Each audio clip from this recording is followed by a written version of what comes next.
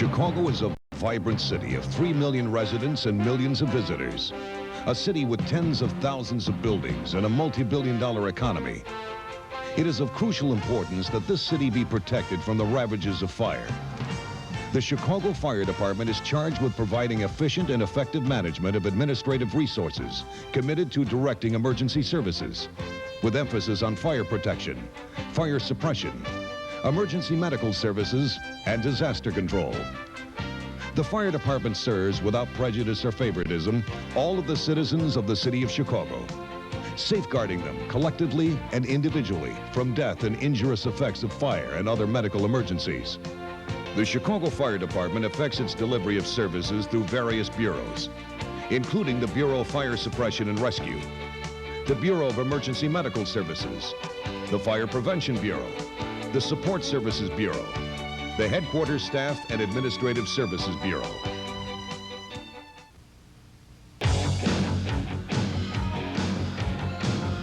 The principal mission of the Chicago Fire Department, the preservation of lives and property from the ravages of fire and a myriad of other perils, is the province of the Bureau of Fire Suppression and Rescue. The exploits of Suppression Bureau members are well documented. Their heartbreaks, their heroics, their sacrifices, all frequently seen on evening newscasts or witnessed curbside as particularly dramatic street theater.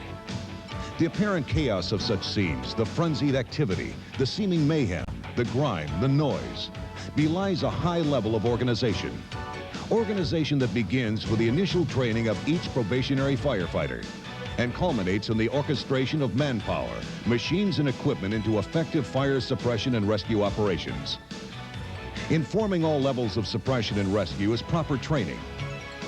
The Division of Training housed at the Robert Quinn Training Academy is the first stop for the hundreds of new recruits who yearly commence their careers as Chicago firefighters.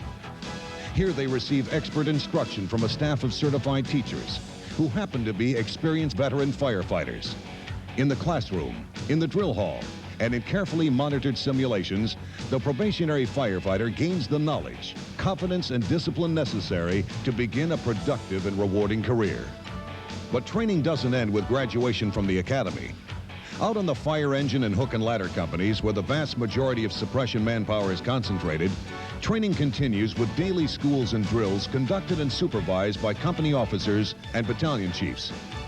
Field training is further supplemented by special duty academy visits and periodic training bulletins, as well as by frequent visits to firehouses by district training officers who refresh suppression members in basic evolutions and familiarize the troops with new programs and innovations. One such program is the First Responder Policy, which guarantees medical emergency victims assistance within minutes from suppression personnel trained in first aid and CPR in case of an occasional unavailability of a nearby ambulance. The Daily In-Service Inspection Program sends fire suppression companies to local small businesses and stores to conduct fire prevention inspections. Units conduct reviews, counsel business owners on the importance of good housekeeping and compliance with the fire code, thereby fostering good public relations. Harmonious community relations, a Chicago Fire Department hallmark since the volunteer era, remains an important objective. Suppression units gladly participate in this effort through a variety of activities. Goodwill is cultivated through monthly school fire drills, through invalid assistance, through fire tours and fire safety instructions, and through summer block party attendance and equipment displays. The community spirit and generosity of Chicago firefighters has been acknowledged coast to coast annually by Jerry Lewis during his Labor Day Muscular Dystrophy Telethon. That Suppression Bureau members actively involve themselves in the community should come as no surprise. All members live in the city of Chicago, and suppression members spend approximately 1/4 of their lives at their duty stations. Once on duty, there is certainly an atmosphere of business, as seen in the daily equipment checks and performance of other routine and administrative tasks. But at the firehouse, there's also a sense of family. Members provide many of their own household items and recreational equipment. They cook their own meals and complete routine chores, cooperating as a family unit might for the common good, so as to be physically and psychologically prepared for the rigors which may await on the next emergency call. And that next call could pose not only the hazards involved in fire, but any of the numerous variety of emergencies to which suppression units respond.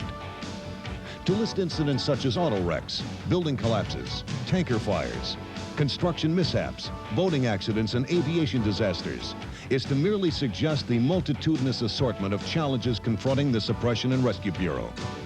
The Bureau responds to such challenges with carefully developed strategies, skilled teams of personnel, and an array of special equipment. The Incident Command Manual represents the Suppression Bureau's effort to anticipate the unexpected. It reduces to written guidelines the time-tested response levels and command coordination practices which have successfully managed non-high-rise and high-rise incidents, as well as those involving the presence of hazardous materials. So carefully considered are these strategies that the Metropolitan Water Reclamation District has granted the Suppression Bureau franchise to supervise emergency incidents along the entire length of the Deep Tunnel project, including locations outside Chicago. Of course, special jobs require specially skilled personnel and specially designed and equipped machines.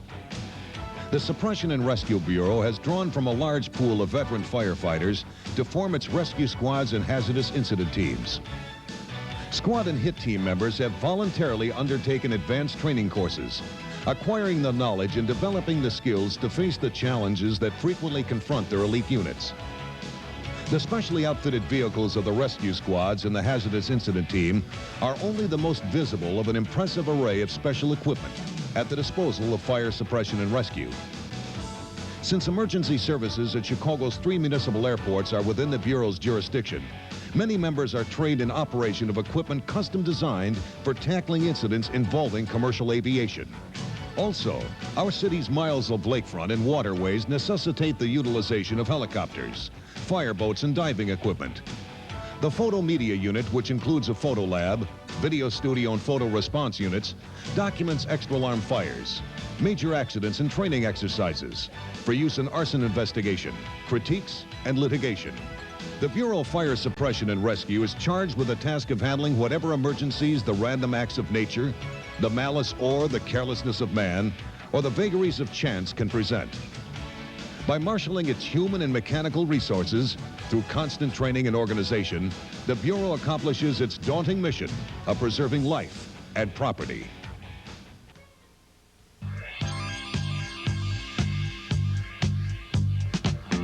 The Bureau of Emergency Medical Services provides emergency care and transportation for ill or injured persons to the nearest hospital emergency room. EMS in Chicago has come a long way over the years. What began as a simple transport service staffed by firefighters has evolved into one of the largest and most sophisticated fire department advanced life support systems in the United States. Today, all of Emergency Medical Services' 56 ambulances are staffed with highly trained paramedics who are capable of providing services such as cardiac monitoring, intravenous fluids, drug therapy, fracture immobilization, and bandaging. A candidate fire paramedic must be state certified prior to being hired by the Chicago Fire Department, and then must undergo a rigorous training program at the Fire Academy. Training is also provided in patient care procedures unique to Chicago, in driver education, and in fire scene duties. After successful completion of this program, candidate fire paramedics are assigned to field duty and begin, in earnest, their careers in one of the nation's most advanced emergency medical care systems. Requests for EMS are received through the city's 911 telephone system and are forwarded to the responding ambulance through the fire department communication system. EMS ambulances responded to more than 210,000 calls for service each year, with the average total response time running between 4 and 6 minutes. More than 50,000 of these calls were false alarms. The types of situations a paramedic encounters during a 24-hour tour of duty could include anything from a motorcycle accident or gunshot wound to a heart attack, from a delivery of a child to a mass disaster. While in telemetry communication with a physician at one of the 8 resource hospitals, the paramedic teams literally refuse to allow death to occur in patients ranging from infants to geriatrics. EMS is aided in its mission through the Fire Department's First Responder Program, which provides medical emergency victims rapid assistance from firefighters trained in CPR and first aid. A first responder suppression company is dispatched whenever the closest available ambulance is more than 18 city blocks away from the incident. This ensures that trained help will be on the scene within 4.5 minutes. Suppression units are also available when paramedics need help with CPR or other life-saving measures which require additional manpower. Once stabilized, EMS patients are transported to the nearest hospital emergency room or trauma center, where care continues uninterrupted. The condition of the patient is radioed into the receiving hospital en route, so that doctors and nurses are fully prepared to provide the appropriate level of care when the patient arrives. Between runs, paramedics are responsible for the inventory of all equipment and supplies on the ambulance, and for keeping a journal of all activities and responses during their tour of duty. A regular schedule of drills is conducted to keep up to date with changing department and medical procedures. State law requires paramedics to obtain 40 hours of classroom and clinical experience annually in order to be recommended for recertification every 2 years. Most of this continuing medical education is provided by the department at the Fire Academy or at one of the local resource hospitals. When not on emergency calls, EMS men and women often provide safety information, first aid treatment, and simple reassurance to the thousands of citizens and visitors who turn out for special events and city festivals, such as Taste of Chicago, where ambulances are stationed on special assignment. The history of the Chicago Fire Department Emergency Medical Services has been marked by dramatic professional evolution. The future of this growing bureau promises continued progress, due in part to the broad-based input from the paramedics staffing the ambulances, as well as those who have risen to supervisory positions. This rank-and-file interest and dedication guarantees that each and every patient will be given the best care available in the ever-changing world of emergency medical services.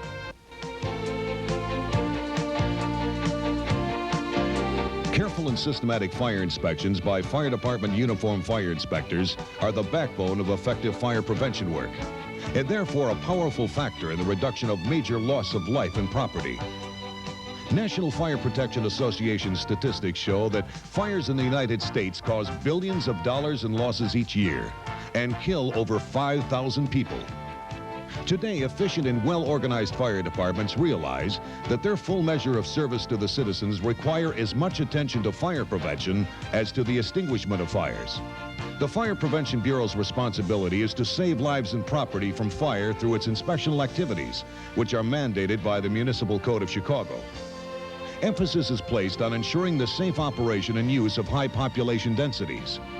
These include hospitals, nursing homes, jails, daycare centers, schools, hotels, places of public assembly, commercial buildings, factories, and high-rise multiple dwellings. Last year, the Fire Prevention Bureau made over 129,000 inspections. The fire inspectors also test fire alarm and sprinkler systems, review evacuation plans, and teach hospital employees the recommended procedures to be utilized for patients in case of evacuation.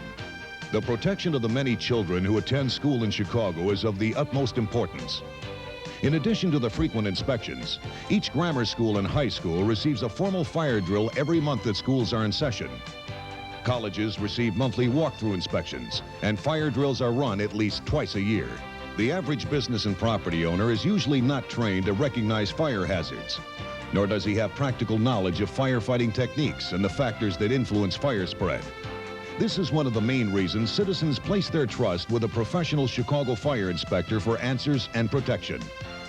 Life safety inspections warrant attention to exits, obstructions to rapid and orderly egress at the time of fire or other emergency, the adequacy of building evacuation plans, and the determination of the number of persons permitted in places of industry and public assembly.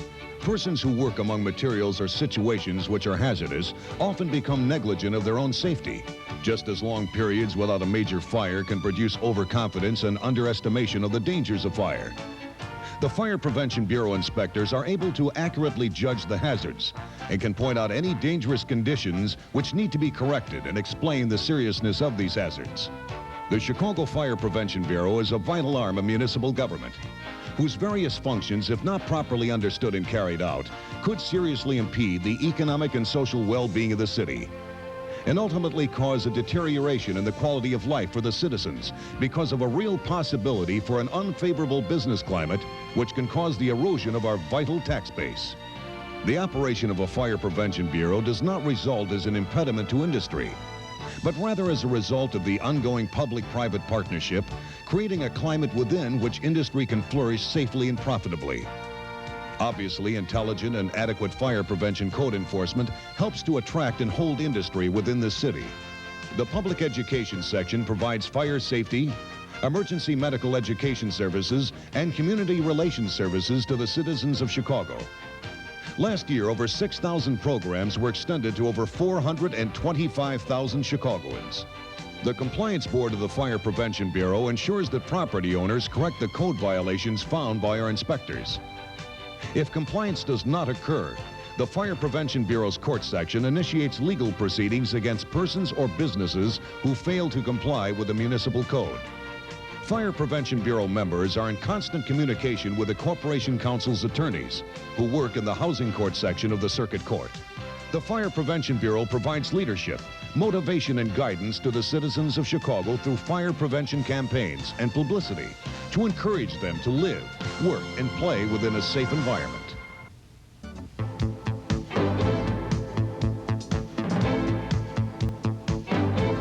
The vital work of a large metropolitan fire department, so apparent at fire and emergency scenes, could not be performed without less visible, but no less critical, support. Backing provided in an array of areas, assuring smooth operation ranging from reliable performance of vehicles to dependable function of communications equipment, is administered by the Chicago Fire Department Bureau of Support Services. The Division of Apparatus Maintenance, Repair, and Supply is charged with procuring and maintaining all of the department's over 400 vehicles. Commonly known as the repair shops, thanks to over 15,000 yearly repairs or preventive maintenance operations, the division manufactures or repairs most of the tools utilized in the fire service, as well as issuing all supplies and consumables to the department's 100-plus locations. The repair shops, in operation 24 hours a day, every day, providing additional equipment and support in emergency situations, have initiated the department's Service Life Extension Program, in which 15-year-old fire apparatus are rehabbed and utilized for 10 additional years of fire service duty, at substantial savings to the city without any loss of effectiveness or efficiency. The Division of Building and Property Management provides custodial services, administers renovation and improvements, and coordinates all emergency repairs to the 116 buildings under the control of the Chicago Fire Department. Energy conservation, security, comfort, efficiency, and cost-effectiveness are prime concerns in all new physical facilities and department renovations and improvements. This division administers the department's capital improvement program budget and long-range facilities planning, and like the repair shops, it never closes. The breathing apparatus service procures, maintains, and repairs the self-contained breathing apparatus used by firefighters.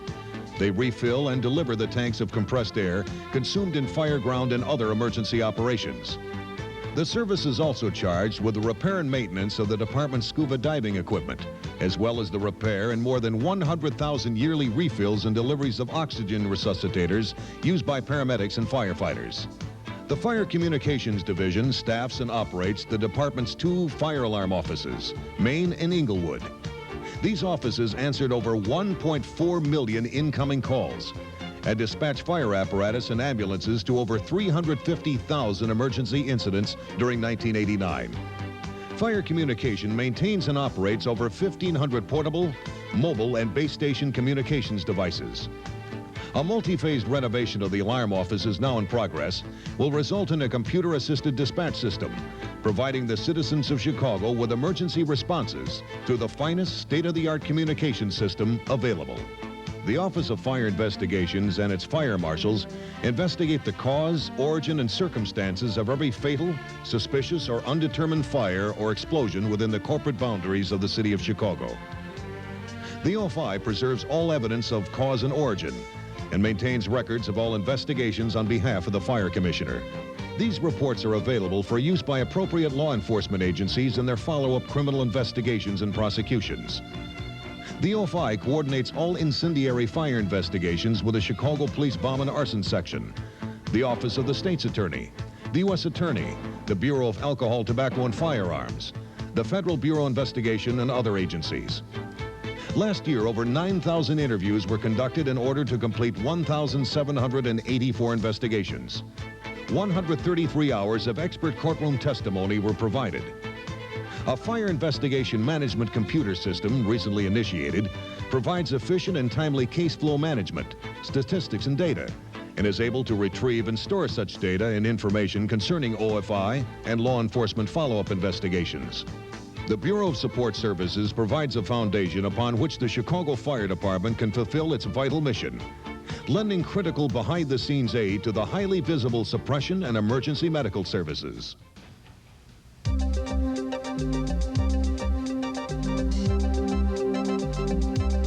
The Chicago Fire Department is a business of over 5,000 employees. Just as the management of a large private company plans and organizes the achievement of its goals, the supervision of the Chicago Fire Department, found in the headquarters staff and the Bureau of Administrative Services, develops policies and directs resources toward the accomplishment of its aims. The Fire Department headquarters staff consists of those offices under the direct control of the Fire Commissioner. The Division of Research and Planning, for instance, develops strategies for the location of new firehouses and the removal or relocation of older stations. And it also coordinates and implements the department's data processing activities. The unpleasant prospect of natural or man-made catastrophe with the potential for loss of lives and property necessitates advanced planning like that undertaken by the Office of Emergency Preparedness and Disaster Services. EPDS minimizes the likelihood of civic ruin through a thoughtfully written and maintained city disaster plan. The Governmental Affairs Officer serves as in-house legal counsel for top fire executives and acts as the Fire Department liaison with the City Department of Law, coordinating the compliance of members subpoenaed in duty-related civil and criminal proceedings. The Inspectional Services Division and the Division of Safety operate under the auspices of the Department Inspector. The Department Inspector serves as the disciplinary officer for the department, reviewing all serious matters and recommending appropriate measures to correct unacceptable performance or behavior. The Inspectional Services Division performs a variety of functions pertaining to fire department employment, including the fingerprinting and criminal background and residency checks of all new recruits. The division also investigates complaints by citizens regarding the fire department and assembles and maintains all disciplinary files. The research, development, and implementation of programs designed to reduce firefighter and paramedic injuries and death, in addition to the investigation of department vehicle accidents, are the responsibility of the Division of Safety. Outfitting the fire department's more than 4,800 uniformed personnel is the responsibility of the Chicago Fire Department Commissary. Located on West Roosevelt Road, the commissary utilizes the latest computer technology for distribution, control, and tracking of a wide array of fire service clothing items, from fire coats, helmets, and boots to formal dress attire and insignias. The Office of Media Affairs works with the press and electronic media at the scene of emergency incidents. It also strives daily to provide useful information to all interested parties and dispel inaccuracies concerning fire suppression and emergency medical operations. The Fire Department's Affirmative Action Office functions to track department compliance with consent decrees and other agreed-upon goals regarding the recruitment, hiring, transfer, and promotional opportunities of minorities.